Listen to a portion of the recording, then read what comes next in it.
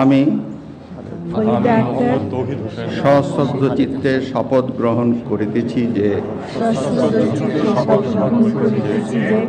আমি আইন অনুযায়ী অন্তর্বর্তীকালীন সরকারের উপদেষ্টা পদের কর্তব্য বিশ্বস্ততার সহিত পালন করিব। আমি বাংলাদেশের প্রতি অকৃত্রিম বিশ্বাস ও আনুগত্য পোষণ করিব। আমি সংবিধানের রক্ষণ, সমর্থন ও নিরাপত্তা বিধান করিব এবং আমি ভীতি বা অনুগ্রহ, অনুরাগ বা বিরাগের বশবর্তী না হইয়া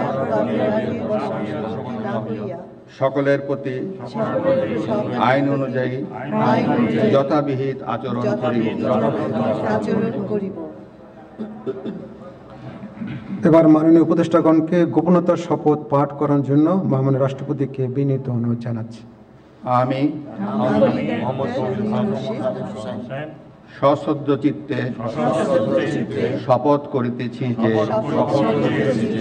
অন্তর্বর্তীকালীন সরকারের উপদেষ্টা রূপে যে সকল বিষয় আমার বিবেচনার জন্য আনিত হইবে বা যে সকল বিষয় আমি অবগত হইব তাহা উপদেষ্টা রূপে যথাযথভাবে আমার কর্তব্য পালনের প্রয়োজন ব্যতীত প্রত্যক্ষ বা পরোক্ষভাবে কোনো ব্যক্তিকে জ্ঞাপন করিব না বা কোনো ব্যক্তির নিকট প্রকাশ করিব না। ধন্যবাদ।